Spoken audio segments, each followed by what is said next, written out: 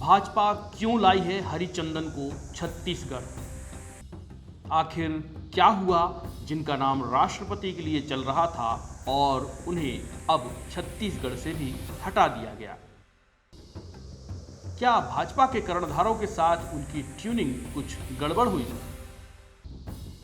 क्या अनसुईया उइके का आरक्षण विधेयक को रोकना उन पर भारी पड़ गया? क्या उड़िया परिवार से ताल्लुक रखने वाले बिस्वा भूषण हरिचंदन को लाने के पीछे भी कोई सियासत है? नमस्कार, मैं हूं वरुण सखाजी और आप देख रहे हैं IBC 24 और खबर बेबाक। आज हम इसी विषय की पड़ताल करेंगे कि आखिर क्या हो गया कि अनसुईया उइके को अचानक से मणिपुर जैसे छोटे राज्य में भेज दिया गया और एक अनजाने से चेहरे को छत्तीसगढ़ का राज्यपाल बना दिया गया। यूं तो ये बात बहुत आसान थी, लेकिन चूंकि ये वक्त है चुनाव का, तब हर चीज को चुनाव और सियासत से ही देखना होगा। राज्यपाल जैसा ओहदा यूं ही नहीं होता, इसके पीछे पूरी सियासी बुनावट होती है। कह सकते हैं कि हरिचंदन उड़ीसा से ताल्लुक रखते हैं, 88 वर्ष के हैं, तो वो चाहते होंगे कि वे अपने राज्य के करीब चले जाएं, लेकिन ये कोई नौकरी नहीं है या ये कोई ऐसी सुविधा का प्रश्न नहीं है जहां उनकी इस बात को हम मान लें या पार्टी इस बात को मान करके कोई ऐसा एकोमोडेशन कर ले। हाँ, एक फैक्टर ये हो सकता है, लेकिन हरिचंदन सिर्फ इस फैक्टर की वजह से छत्तीसगढ़ नहीं लाए गए हैं। आज का विश्लेषण इसी पर करेंगे। बने रहिए आप इस वीडियो में अंत तक मेरे साथ। मैं आपको परत दर परत बताऊंगा इसके पीछे की पूरी कहानी। कुछ नहीं छिपेगा, सब दिखेगा साफ साफ। न्यूज अड्डा सिर्फ IBC 24 एट YouTube पर। सबसे पहली बात तो ये माना जा रहा है कि अनसुईया उइके, जो कि 2022 में जुलाई में जो चुनाव हुए थे भारत के राष्ट्रपति के लिए, उस वक्त उनका नाम NDA की ओर से उन उम्मीदवारों में शुमार था जिनके नाम पर चर्चा हो रही थी, और अचानक से उनको एक छोटे से राज्य में भेज दिया गया और राज्यपाल में भी उनको बड़ा राज्य नहीं दिया गया। आखिर क्या हुआ होगा? तो सबसे पहले हम आपको एक साल पहले लिए चलते हैं। साल भर पुराना आप वो वाला वीडियो जरूर देखिए जो आप इस लिंक में भी देख सकते हैं, और आप यहाँ बगल में जो विंडो खुली हुई है उसमें भी आप वो वाला वीडियो देख सकते हैं जो मैंने 2022 मई में बनाया था। इस वीडियो में बहुत स्पष्टता से कहा गया था कि इस बार भारत को पहला आदिवासी राष्ट्रपति मिलने जा रहा है, और उनमें कुछ नाम सुझाए थे जिनमें एक सबसे अहम नाम था महामहिम द्रौपदी मुर्मू का। उसमें एक छोटा सा नाम अनसुईया उइके का भी था। लेकिन अनसुईया उइके क्या वास्तव में रेस में थी? दरअसल हुआ यह था कि राष्ट्रपति बनाए जाने के पहले जब भाजपा में मंथन शुरू हुआ तो वहां पर 2 क्राइटेरिया फिक्स किए गए, जिसमें पहले क्राइटेरिया ये था कि हमको भारत की आदिवासी आबादी को ध्यान में रखते हुए पहला आदिवासी राष्ट्रपति देना है। इसका चुनावी संदेश भी होगा और एक सामाजिक संदेश भी। अब खोज शुरू होती है, तो खोज की सुई तमाम मेल और फीमेल पॉलिटिकल पर्सनैलिटी के साथ ही साथ एक और उसमें मापदंड जोड़ दिया जाता है कि वो व्यक्ति अगर महिला भी हो तो इसका संदेश और बढ़ा जाएगा। जब ये 2 क्राइटेरिया रख दिए गए तो फिर नाम उभरे 3। पहला नाम जो कि अभी राष्ट्रपति हैं द्रौपदी मुर्मू, दूसरा नाम आया जो वर्तमान में तेलंगाना की राज्यपाल हैं, उनका नाम भी इसमें आया। फिर एक नाम आया अनसुईया उइके जी का।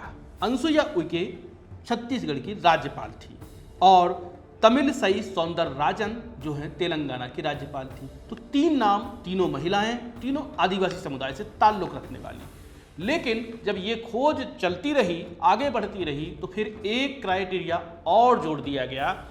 वो क्राइटेरिया था कि आदिवासियों में भी भारत की सबसे बड़ी जनजाति संथाल से वो ताल्लुक रखे तो और अच्छी बात होगी। तो जब संथाल का एक क्राइटेरिया और जोड़ दिया गया तो मैडम अनसुईया उइके और मैडम सौंदरराजन जो है इस दौड़ से खुद ब खुद बाहर हो गई।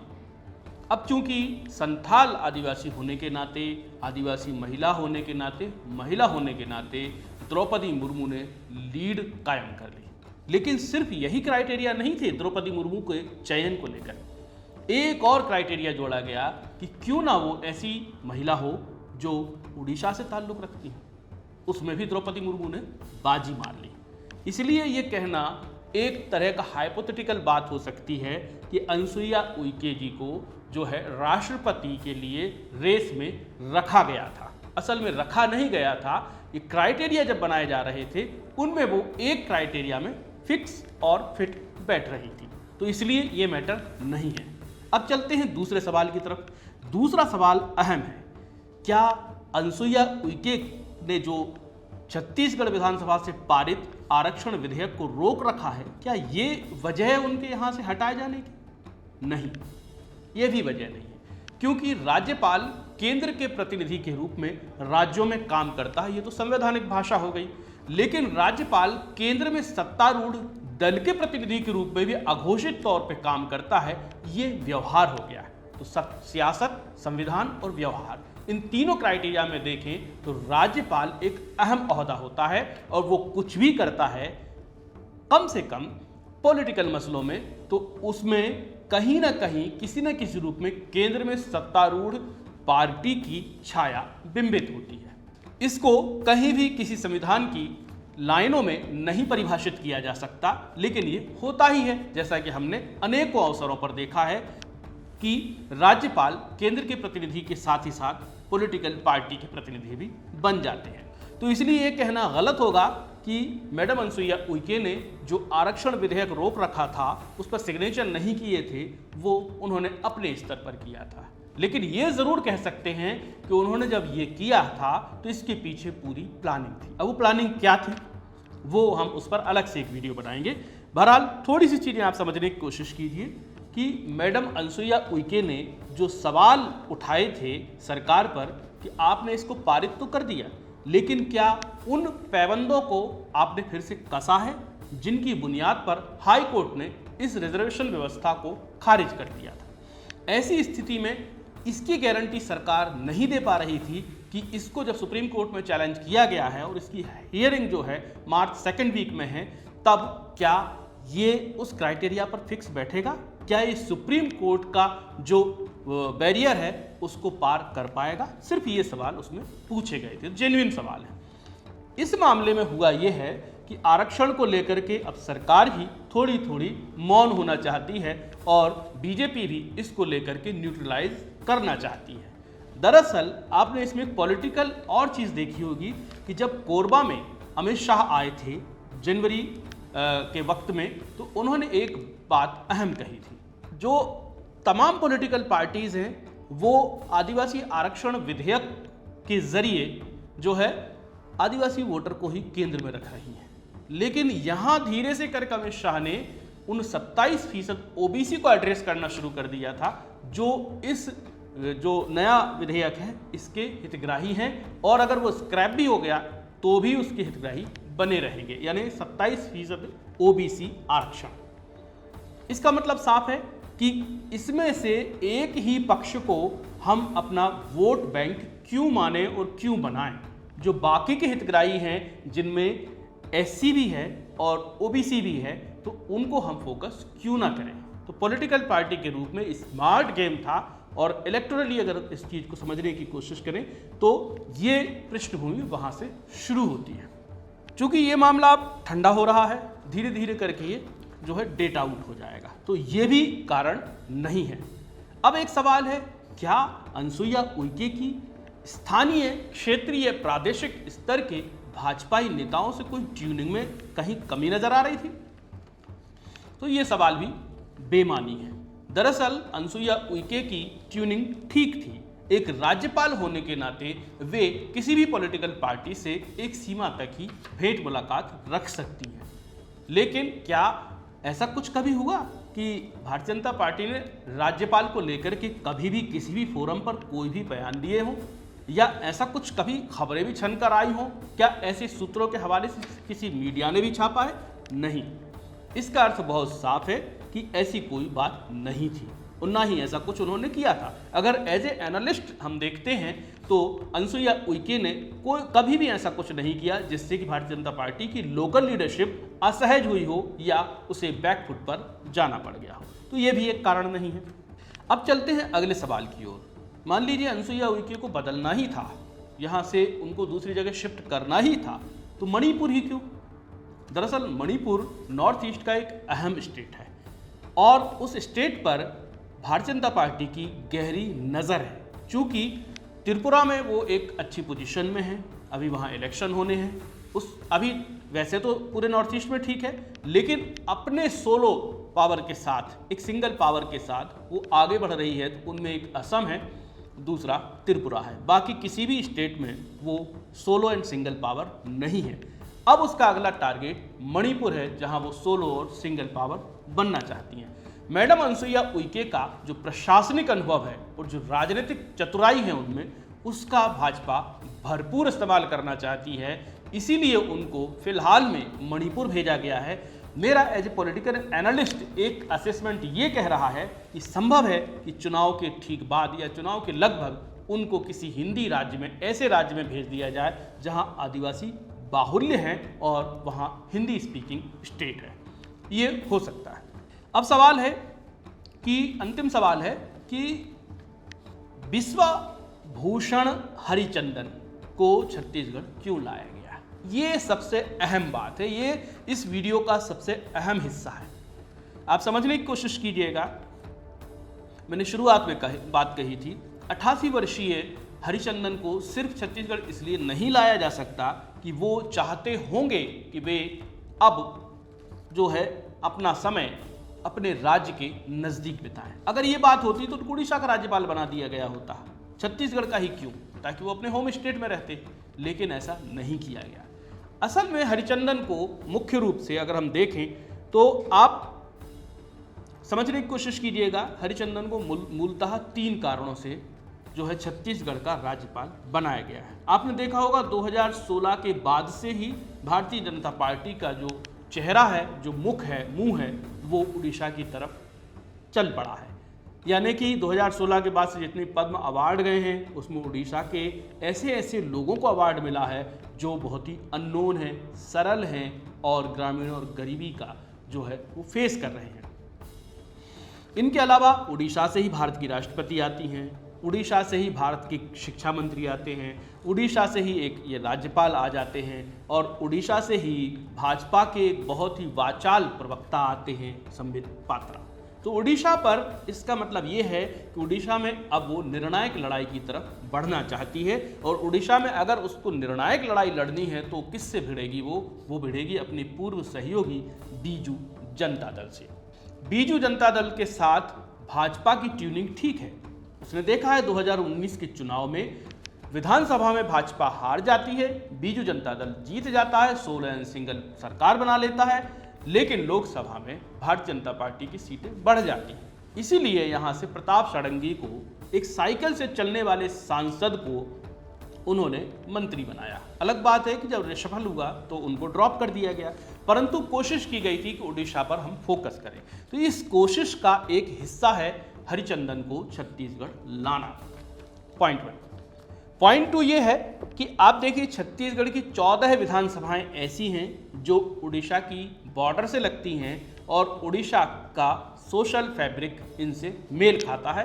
तो इनमें जो सबसे अहम विधानसभाएं हैं वो हैं, आप ऊपर से शुरू कीजिए, लैलूंगा, रायगढ़, सारंगढ़, सरायपाली, बसना, खल्लारी, राजिम, बिंद्रा नवागढ़, सिहावा, केशकाल, कोंडागांव, बस्तर, जगदलपुर और कोंटा। छत्तीसगढ़ उड़ीसा की बॉर्डर का जो है टच है वो रायगढ़ से शुरू होता है और पूर्वी सारे ज़िलों को टच करते हुए नीचे दक्षिण की तरफ कोंटा तक जाता है। तो हम कह सकते हैं 14 सीटों पर जो है एक अच्छी खासी तादाद उड़िया वोटर्स की है। एक कारण तो इसका ये भी है और इन 14 सीटों में से सिर्फ एक सीट जो है भारतीय जनता पार्टी की है, वो है रिजर्व सीट बिंद्रा नवागढ़, जहां से विधायक हैं डमरूधर पुजारी। इसके अलावा बाकी सारी सीटें यानी 13 सीटें कांग्रेस के पास हैं। कांग्रेस ने सारंगढ़ जैसे उड़िया डोमिनेंट जगह को शहर को ज़िला बना दिया है। ज़िला बनाने के बाद जो उड़िया वोटर, जो उड़िया डोमिनेंस है, वो प्रसन्न हुआ। इसके काट के रूप में बहुत ही चतुराई से, बहुत ही बारीकी से भारतीय जनता पार्टी ने ये वाला एक दांव खेला है। एक कारण। दूसरा कारण, 8 सीटें ऐसी और हैं छत्तीसगढ़ की जहां पर उड़िया वोटर मायने रखता है। इसमें एक रायपुर भी है, रायपुर की पर्टिकुलर सीट भी इस मामले में आगे है। साथ ही साथ रायगढ़ तो मैंने आपको बताया ही है, और महासमुंद में भी उड़िया वोटरों का महत्व है। इसलिए ये कह सकते हैं कि कमोबेश 14 और 8 को हम जोड़ देते हैं तो 22 सीटों पर उड़िया वोटर किसी न किसी रूप में, नॉट निर्णायक, मैं ये नहीं कह रहा हूँ, परंतु एक ऐसी संख्या में ज़रूर है कि अगर जो एक साथ मोबिलाइज हो जाते हैं तो कोई ना कोई फर्क चुनावी परिणामों पर डाल सकती हैं। भाजपा बहुत छोटे छोटे लेवल पर अपना जो है सामाजिक फैब्रिक बनाने की कोशिश कर रही है। इसके अलावा आपने सुना होगा, नरेंद्र मोदी ने लोकसभा में जो अपनी स्पीच दी थी तो उन्होंने लाभार्थी वर्ग को केंद्रित रखा था। उन्होंने कहा था कि आप उस मोदी को कैसे खारिज करेंगे जिसने उज्ज्वला दी है, उसने ये दिया है, इसने वो दिया है। ऐसे करके उन्होंने बहुत सारी अपनी योजनाओं का गुणगान किया था और बहुत ही नफासत भरे तरीके से।